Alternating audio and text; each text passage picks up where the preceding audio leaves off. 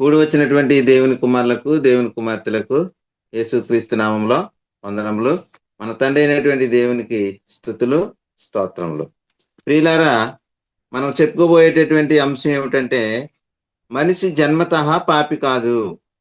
ప్రియులారా, మనిషి జన్మతః పాపి కాదు అనేటటువంటి ప్రధాన అంశంలో మరి ఎపిసోడ్ 1 దీనిలో పాపం అనగానేమి, పాపం ఎప్పుడు ఆరోపింపబడుతుంది, ఈ విషయాల్ని మనము పరిశీలన చేద్దాం ప్రియులారా. అయితే ఇక్కడ మనం పరిశీలన చేసినట్లయితే పాపం అనగా ఏమిటి, మరి పాపం ఎప్పుడు ఆరోపింపబడుతుంది, పాపం యొక్క దుష్ప్రభావము ఏమిటి, పాప క్షమాపణ అనేది ఎలా జరుగుతుంది అనేది మనం నేర్చుకుందాం ప్రియులారా. మరి ప్రియులారా, నేటి క్రైస్తవ సమాజంలో జరుగుతున్నటువంటి బోధన మనం పరిశీలన చేస్తే ఏం ప్రకటిస్తున్నారంటే, మనిషి జన్మతః పాపి, మనిషి పుట్టుకతోనే పాపిగానే పుడుతున్నాడు, మనిషి పాపము చేయకపోయినా పాపిగానే ఉంటున్నాడు అని చెప్పేటటువంటి పరిస్థితి మనము లోకంలో చూస్తున్నాం ప్రియులారా. మరి ముఖ్యంగా నేటి సంఘాలలో అనేక మంది పాపము పాపము పాపము అనేసి మాట్లాడితే పాపము అనే మాట వారి నోట ఉచ్చారణ జరుగుతుంది ప్రియులారా. కానీ పాపాన్ని గురించినటువంటి సంగతి, వారికి పాపం అంటే ఏమిటో కూడా తెలియనటువంటి పరిస్థితి మరి నేటి క్రైస్తవ సంఘాల్లో ఉంది.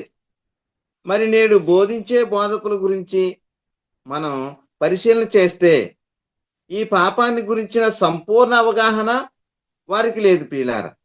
అలాగే వారి బోధ వింటున్న విశ్వాసులు కూడా పాపాన్ని గురించినటువంటి సంపూర్ణ అవగాహన లేనటువంటి పరిస్థితి మనం చూస్తున్నాం ప్రియులారా.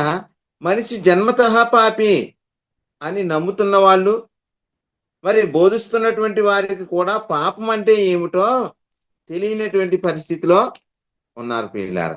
అలాగే మనిషి జన్మతః పాపి కాదు అనేసి బోధిస్తున్నటువంటి బోధకులు కూడా మరి ఈ అంశాన్ని గురించిన సంపూర్ణ విశ్లేషణ అనేది చేయలేనటువంటి పరిస్థితిలో ఉన్నారు అని మనకు అర్థమవుతుంది ప్రియులారా. ఇంకా మనం పరిశీలన చేస్తే క్రీస్తు రక్తములో కడగబడి సంఘములో చేర్చబడి పరిశుద్ధపరచబడినటువంటి పరిశుద్ధులు అని పిలువబడుతున్నటువంటి వారు కూడా వారి ప్రార్థనలో, వారు చేసేటటువంటి ప్రార్థనలో నేను పాపిని, మేము పాపులము, మేము పాపులము అని వారు ప్రార్థన చేస్తూ ఉన్నారు. మరి ఒకసారి ఆలోచన చేయండి ప్రియులారా, అసలు పాపం అంటే ఏమిటి, పాపము ఎప్పుడు ఆరోపింపబడుతుంది, పాపము మరి ఎవరిపై ఆరోపింపబడుతుంది అనే సంగతి వాళ్ళకి బొత్తిగా తెలియనటువంటి పరిస్థితిలో ఉన్నట్లు మనకు అర్థమవుతుంది. మరి ప్రియులారా, ఈ పాపాన్ని గురించినటువంటి సంపూర్ణ అవగాహన లేకపోతే మరి గొప్ప ప్రమాదంలో ఉన్నట్లు గ్రహించాలి ప్రియులారా. మరి ఈ పాపాన్ని గురించినటువంటి సంపూర్ణ అవగాహన లేనట్లయితే గొప్ప విపత్తులో ఉన్నట్లు మనము గ్రహించవలసినటువంటి అవసరం ఉన్నది ప్రియులారా. ఆ విపత్తు మనం తప్పించుకోవాలంటే, మరి ఆ నిత్య నరకాన్ని మనం తప్పించుకోవాలంటే పాపాన్ని గురించినటువంటి సంపూర్ణ అవగాహన మనకు కలిగి ఉండాలి, మనము కలిగి ఉండాలి. కాబట్టి ప్రియులారా, అందుకనే ఈ పాపాన్ని గురించినటువంటి సంపూర్ణ అవగాహన మరి గ్రహింపు మనకు కలగటానికి మరి ఈ ప్రయత్నం మేము చేస్తున్నాము. మరి ఇక్కడ మనం పరిశీలన చేసినట్లయితే మరి మాకే తెలుసు, మీకెవరికీ తెలియదు అని కాదు, కానీ బైబిల్ ఏమి చెబుతుందో అదే మీకు తెలియజేస్తున్నాం. ఇది మా సొంత ఆలోచన కాదు, ఈ మా సొంత మాటలు కాదు, బైబిల్ చెప్పిన మాటలనే మీకు మరి మీ ముందు పెడుతున్నాం. మరి కాబట్టి ఆలోచించండి, అర్థం చేసుకోవడానికి ప్రయత్నం చేయండి ప్రియులారా. మరి ఇక్కడ మనం పరిశీలన చేసినట్లయితే మొట్టమొదట పాపము అనగా ఏమిటి, అంటే ఆధ్యాత్మిక్రమమే పాపము అనేసి లేఖనాల్లో రాయబడి ఉన్నాయి. మరి యోహాను గారు రాసినటువంటి మొదటి పత్రిక 3 అధ్యాయం 4 వచనంలో ఏమంటున్నారంటే, పాపము చేయు ప్రతివాడు ఆజ్ఞను అతిక్రమించును, ఆజ్ఞాతిక్రమమే పాపము అని బైబిల్ సెలవిస్తుంది ప్రియులారా. ఇంకా మనం పరిశీలన చేసినట్లయితే సకల దుర్నీతి పాపం అనేసి బైబిల్లో రాయబడి ఉంది. ఎక్కడంటే యోహాన్ రాసినటువంటి మొదటి పత్రిక 5 అధ్యాయము 16 వచనంలో చూస్తే సకల దుర్నీతియు పాపము అంటున్నాడు. ఇంకా మనం పరిశీలన చేస్తే మేలైనది చేయనెరిగియు అలాగు చేయని వానికి పాపము అనేసి మరి యాకోబు రాసినటువంటి పత్రిక 4 అధ్యాయము 17 వచనంలో, కాబట్టి మేలైనది చేయనెరిగియు అలాగు చేయని వానికి పాపము కలుగును అని బైబిల్లో రాయబడి ఉన్నది ప్రియులారా. ఇంకా మనం పరిశీలన చేసినట్లయితే విశ్వాస మూలము కానిది ఏదో అది పాపము అనేసి బైబిల్ చెప్తుంది ప్రియులారా. రోమీలకు రాసినటువంటి పత్రిక 14 అధ్యాయం 23 వచనంలో రాయబడి ఉంది, విశ్వాస మూలము కానిది ఏదో అది పాపము అని బైబిల్ స్పష్టంగా తెలియజేస్తుంది ప్రియులారా. మరి కాబట్టి పాపము అనే అంశం గురించి మనకు అర్థం కావాలి అంటే ముఖ్యంగా మనం తెలుసుకోవాల్సినటువంటి సంగతులు కొన్ని ఉన్నాయి. అవి ఏమిటంటే, మొదటిగా వాటిని మనం తెలుసుకోగలిగినప్పుడే పాపాన్ని గురించినటువంటి సంపూర్ణ గ్రహింపు అనేది మనకు వస్తుంది. ఇక్కడ మొదటిగా మనం పరిశీలన చేసినట్లయితే పాపము ఎందుకు ఆరోపింపబడుతుంది? వీళ్ళారా జాగ్రత్తగా ఆలోచించాలి. పాపము ఎందుకు ఆరోపింపబడుతుంది? మరి పాపము ఎప్పుడు ఆరోపింపబడుతుంది? మరి పాపము ఎవరిపై ఆరోపింపబడుతుంది? వీళ్ళారా, పాపము ఎందుకు ఆరోపింపబడుతుంది? పాపము ఎప్పుడు ఆరోపింపబడుతుంది? పాపము ఎవరిపై ఆరోపింపబడుతుంది అనే ముఖ్యమైనటువంటి సంగతులు మనం తెలుసుకోవలసినటువంటి అవసరము ఉన్నది ప్రియులారా. ఇది తెలియకపోయినట్లయితే, మరి పాపమును గురించినటువంటి అవగాహన మనం లేనట్లయితే దాని వలన మనము మరి నిత్య నరకాన్ని పొందుకునేటటువంటి పరిస్థితి. మరి ఇక్కడ మనం ఒక ప్రశ్న వేసుకుందాం ప్రియులారా. పాపం ఆరోపింపబడడానికి కావలసిన అనుకూల పరిస్థితులు ఏమిటి? మరి పాపం ఎవరి మీద ఆరోపింపబడుతుంది? మరి పాపము ఎవరి మీద ఆరోపింపబడదు అనేసి ఈ సంగతులు మనం తెలుసుకోవలసినటువంటి అవసరం ఉన్నది ప్రియులారా. ప్రియులారా, పాపము ఆరోపింపబడడానికి కావలసిన ముఖ్య పరిస్థితులు ఏమిటి? ఎలాంటి పరిస్థితులు ఉండాలి అంటే, ఆజ్ఞ ఇచ్చేవాళ్ళు ఉండాలి. ప్రియులారా, జాగ్రత్తగా గమనించాలి. ఆజ్ఞ ఇచ్చేవారు ఉండాలి, అలాగే ఆజ్ఞ పుచ్చుకునేవారు ఉండాలి. ఆజ్ఞ పుచ్చుకునేవారు అంటే పొందుకునేవారు ఉండాలి. ఆ తర్వాత ఆజ్ఞ ఉండాలి. ఇంకా మనం పరిశీలన చేసినట్లయితే ఆజ్ఞ ఇయ్యబడి ఉండాలి. ఇక్కడ మనకి ఆజ్ఞ ఇచ్చేవాళ్ళు ఉండాలి, ఆజ్ఞ పొందుకునేవారు ఉండాలి, ఆజ్ఞ ఉండాలి, ఆజ్ఞ ఇయ్యబడి ఉండాలి. ఈ ఆజ్ఞ తీసుకున్న వాళ్ళు ఆజ్ఞను అతిక్రమిస్తే అప్పుడు పాపులుగా తీర్చబడతారు. ఎప్పుడు ప్రియులారా? ఆజ్ఞను తీసుకున్న వాళ్ళు ఆ ఆజ్ఞను అతిక్రమిస్తే అప్పుడు పాపులుగా తీర్చబడతారు. కానీ ఆజ్ఞను పొందుకున్న వాళ్ళు ఆజ్ఞను అతిక్రమించకపోతే, ఆజ్ఞను అనుసరిస్తే వాళ్ళు పాపులుగా తీర్చబడరు, నీతిమంతులుగా తీర్చబడతారు. ఆజ్ఞను పొందుకుని ఆ ఆజ్ఞను అతిక్రమించకుండా దానిని అనుసరించినట్లయితే వాళ్ళు ఏమవుతున్నారంటే నీతిమంతులుగా తీర్చబడతారు. కాబట్టి ప్రియులారా, మనం ఒకసారి ఆలోచన చేసినట్లయితే పాపము ఎందుకు ఆరోపింపబడదు అంటే, ఆత్మ సంబంధం అయినటువంటి మరణం అనేది ఎందుకు వస్తుంది అనేసి లేఖనాల్ని పరిశీలన చేద్దాం ప్రియులారా. ఆత్మ సంబంధమైన మరణం అనేది ఎందుకు వస్తుంది అంటే, యోహాన్ రాసినటువంటి మొదటి పత్రిక 3వ అధ్యాయము 4వ వచనంలో ఈ విధంగా రాయబడింది. పాపము చేయు ప్రతివాడును ఆజ్ఞను అతిక్రమించును. ఆజ్ఞ అతిక్రమమే పాపము అంటాడు. పాపం చేయి ప్రతివాడు, పాపము చేస్తే పాపము ఆరోపింపబడుతుంది. పాపము చేస్తేనే పాపము ఆరోపింపబడుతుంది. కానీ నేటి క్రైస్తవ సమాజంలో ఏమంటున్నారంటే, మనిషి జన్మతః పాపి, పుట్టుకతోనే పాపి అని బోధించేటటువంటి అసత్య బోధన మనము వింటూ ఉన్నాము. ఇది అసత్యము, ఇది సత్యము కాదు ప్రియులారా, ఇది అబద్ధము. మనుషులందరూ మరి ఏమి చేస్తే మరణం అనేది అందరికీ సంప్రాప్తమైంది అంటే, మరి బైబిల్ ఏం చెప్తుందంటే, మనుషులు అందరూ పాపము చేస్తే, మరి మనుషులు పాపము చేయటం వలన మరణం అనేది సంప్రాప్తమైంది. మనుషులు అందరూ పాపము చేస్తేనే ప్రియులారా, మరి పాపము చేయటం వలన మరణం అందరికీ సంప్రాప్తమైందంట అనేది లేఖనం చెప్తుంది. రోమీలకు రాసినటువంటి పత్రిక 5వ అధ్యాయము 12వ వచనంలో అంటున్నాడు, ఇట్లుండగా ఒక మనుషుని ద్వారా పాపమును, పాపము ద్వారా మరణమును లోకములో ఎలాగూ ప్రవేశించెనో, అలాగే మనుషులందరూ పాపం చేసినందున మరణము అందరికీ సంప్రాప్తమాయెను. అందరి ద్వారా వ్యాపించెను అంటున్నారు ప్రియులారా. ఒక్కని ద్వారా కాదు, అందరి ద్వారా వ్యాపించెను. ఎవరు పాపము చేస్తే వారు పాపులుగా తీర్చబడుతున్నారు. అందుకే అంటున్నాడు ఇక్కడ, పాపము చేసినందున పాపులుగా మార్చబడుతున్నారు.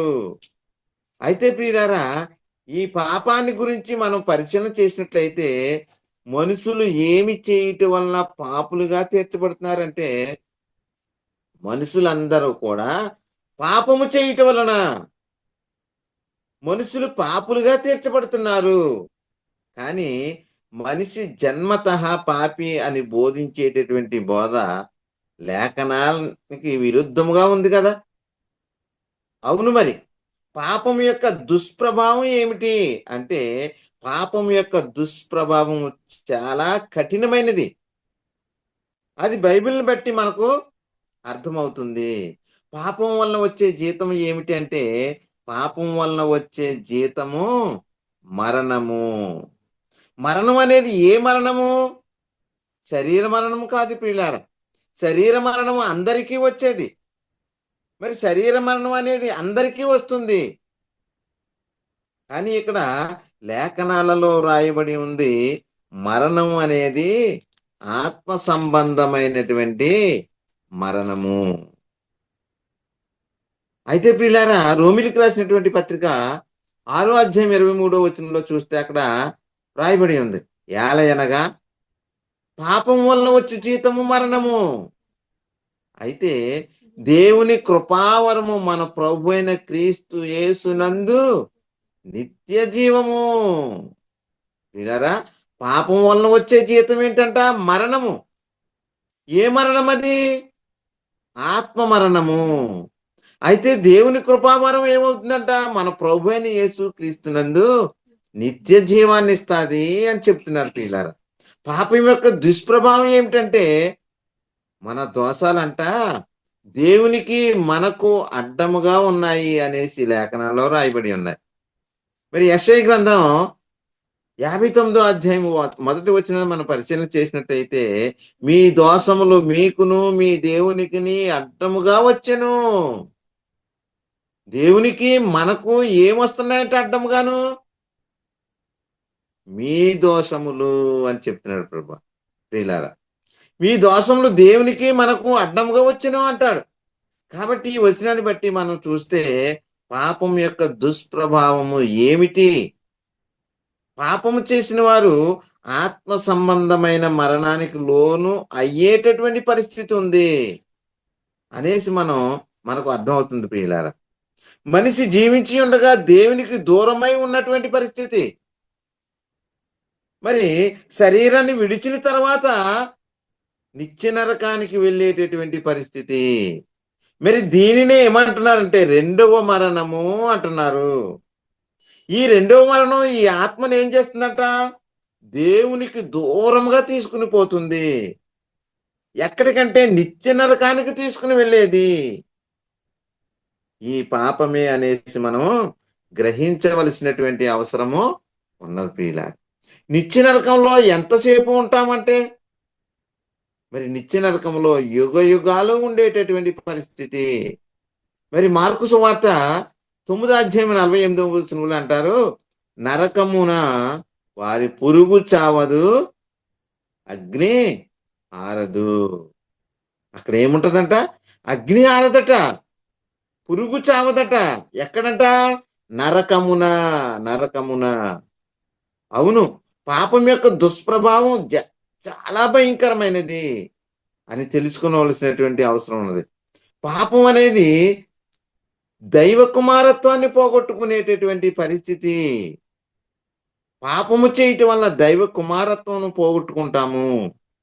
ఆదాము గురించి మనం ఆలోచన చేస్తే, ఆదాము ఆజ్ఞను అతిక్రమించడం ద్వారా దేవుని కుమారత్వాన్ని పోగొట్టుకున్నాడు.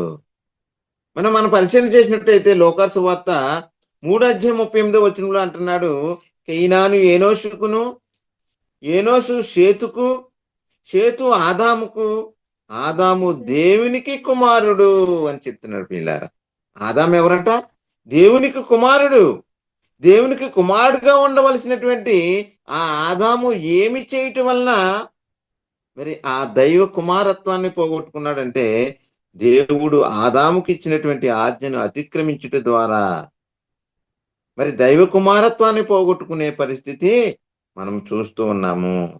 మరి ప్రియులారా, పాప క్షమాపణ అనేది ఎలా జరుగుద్ది? మరి పాపంలో పడిపోయాడు, ఆజ్ఞను అతిక్రమించి పాపిగా తీర్చబడ్డాడు. మరి పాప క్షమాపణ అనేది ఎక్కడ జరుగుతుంది అంటే, మరి ఈ సూపర్ మార్కెట్లోను దొరికేటటువంటి చింతపండు, ఉప్పు, బెల్లము లాగా దొరుకుతుందా అంటే, పాప క్షమాపణ అనేది ఎలా జరుగుతుంది అనేది ఒకసారి ఆలోచన చేయాలి ప్రియులారా.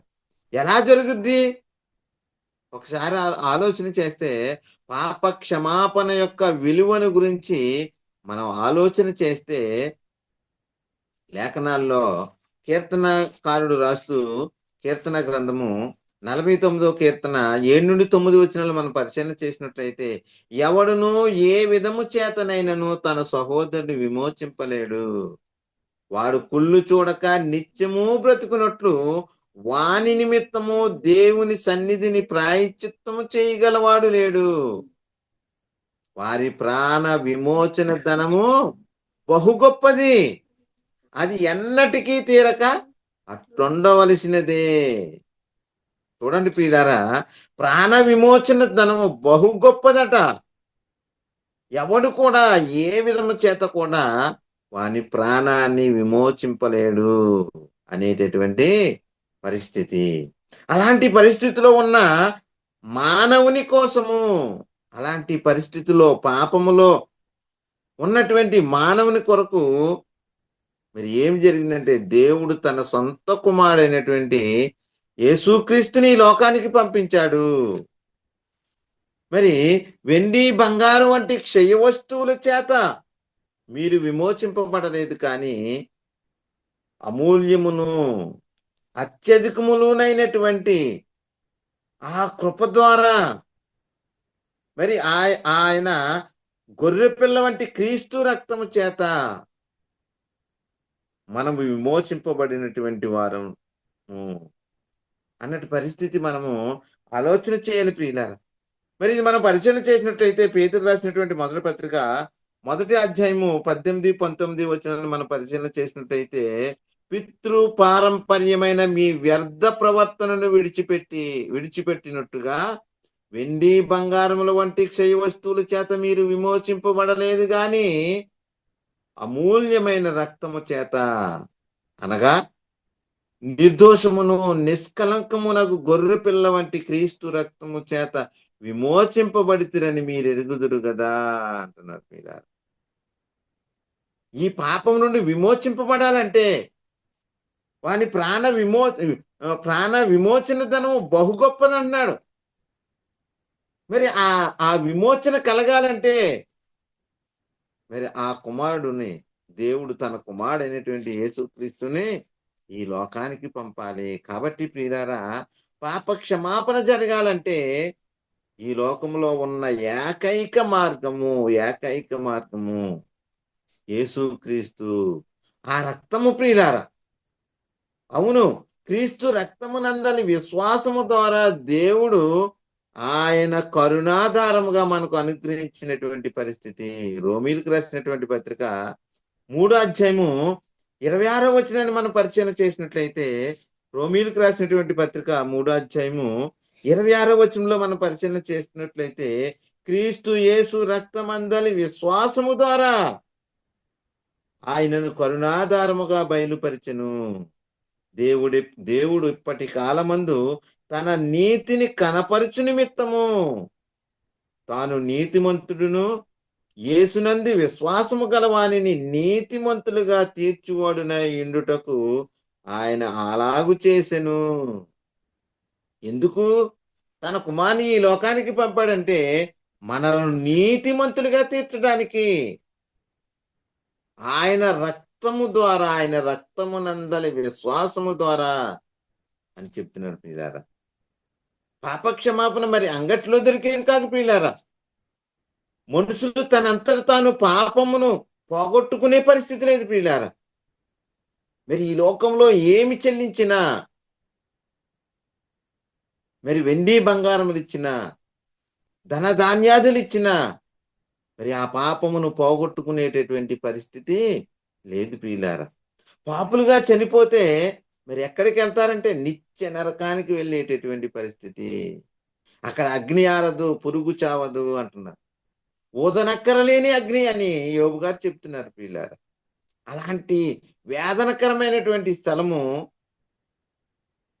మరి 1 రోజా 2 రోజులు అంటే కాదు ప్రియులారా, యుగాలు కాలేటటువంటి పరిస్థితి. మరి పాపులుగా చనిపోయినట్లయితే ఆ నిత్య నరకములకు వెళ్ళేటటువంటి పరిస్థితి. మరి ఇక్కడ మనం పరిశీలన చేసినట్లయితే ఎఫెసీయులకు రాసినటువంటి పత్రిక 1వ అధ్యాయం 7వ వచనంలో, దేవుని కృపా మహదైశ్వర్యమును బట్టి ఆ ప్రియుని యందు ఆయన రక్తం వలన మనకు విమోచనము అనగా మన అపరాధములకు క్షమాపణ కలిగి ఉన్నది. ఆ కుమారుని ద్వారా, ఆయన రక్తము వలన మనకు విమోచనము ప్రియులారా. ఎవడు ఏ విధము చేతను తన సహోదరుని విమోచింపలేడు అంటున్నాడు.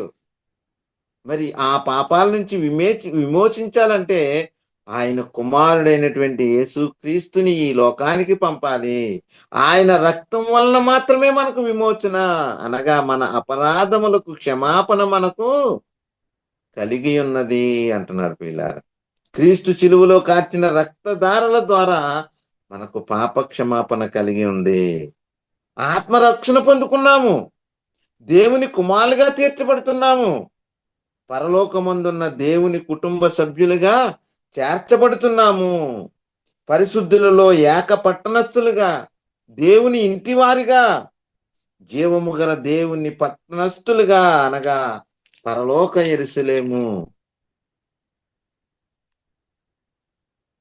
యెరూషలేమునకు వచ్చినటువంటి వారుగా మనము ఉంటున్నటువంటి పరిస్థితి ప్రియులారా. కాబట్టి ప్రియులారా, ఇదంతా మనకు ఎలా కలిగింది అంటే దేవుడు తన సొంత కుమారుడైనటువంటి యేసుక్రీస్తుని ఈ లోకానికి పంపించి ఆయన కుమారుని రక్తము ద్వారా మనలను పరిశుద్ధులుగా తీర్చుట ద్వారా మనకు ఈ గొప్ప ఈవులన్నీ మనం పొందుకునే పరిస్థితి మనం చూస్తున్నాం ప్రియులారా. పరలోకంలో వ్రాయబడి ఉన్న జ్యేష్ఠుల సంఘమునకు వచ్చామట. ఇప్పుడు మనం దేవుని కుమారుని యొక్క రాజ్య నివాసులుగా మనం చేయబడ్డామట. ఎప్పుడు అంటే మన పాపాలు మన పాపాలకు విమోచన కలిగినప్పుడు ఆయన రక్తం వలన మన అపరాధాలకు క్షమాపణ కలిగినప్పుడు మనము దైవ కుమారత్వాన్ని పొందుకుంటున్నాము. దేవుని కుటుంబ సభ్యులుగా తీర్చబడుతున్నాము. పరిశుద్ధులతో ఏక పట్టణస్థులవుతున్నాము. ఇన్ని గొప్ప ఈవులు మనం పొందుకునేటటువంటి పరిస్థితి ప్రియులారా. ఇప్పుడు మనం దేవుని కుమారుని యొక్క రాజ్య నివాసులుగా మనం చేయబడ్డాము. అలాగే ఏర్పరచబడిన వంశమును రాజులైన యాజక సమూహముగా మనం తీర్చబడుతున్నాము.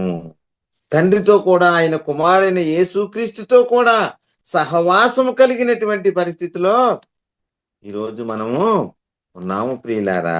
కాబట్టి ప్రియులారా, మనం ఎలాంటి పరిస్థితిలో మనం ఉన్నాము?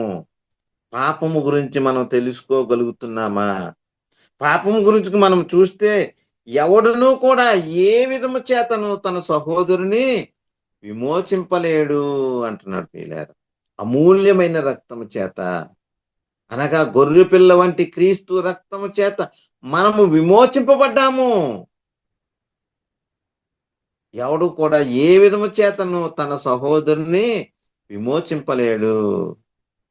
దేవుడు యేసుక్రీస్తుని పంపి యేసుక్రీస్తు సిలువలో కార్చిన ఆ రక్త ధారల ద్వారా మరి అందరి పాప క్షమాపణ, అందరూ కూడా పాప క్షమాపణ పొందుకుంటున్నారు. అందరి కోసం ఆయన సిలువలో మృతి పొందారు, సమాధి చేయబడ్డారు, పునరుద్ధానుడై లేచేటటువంటి పరిస్థితి మనము చూస్తున్నాము. మరి ఇప్పుడున్న పరిస్థితిలో యేసుక్రీస్తు రక్తము దగ్గరికి వస్తున్నామా? క్రీస్తు రక్తాన్ని అపవిత్రము చేస్తున్నామా? నిబంధన రక్తము అంటాడు, నిబంధన రక్తము అంటాడు.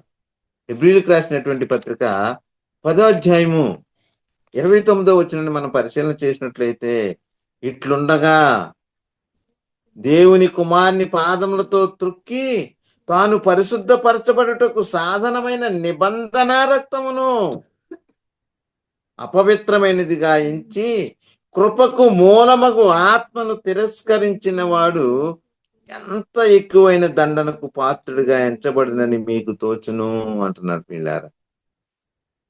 మరి దేవుని కుమారుని పాదములతో తొక్కి అంటున్నాడు. అపవిత్రమైనదిగా, నిబంధన రక్తమును అపవిత్రమైనదిగా ఎంచి కృపకు మూలమగు ఆత్మను తిరస్కరించినట్లయితే ఎంత ఎక్కువైన దండనకు పాత్రుడిగా ఎంచబడుతున్నాడు.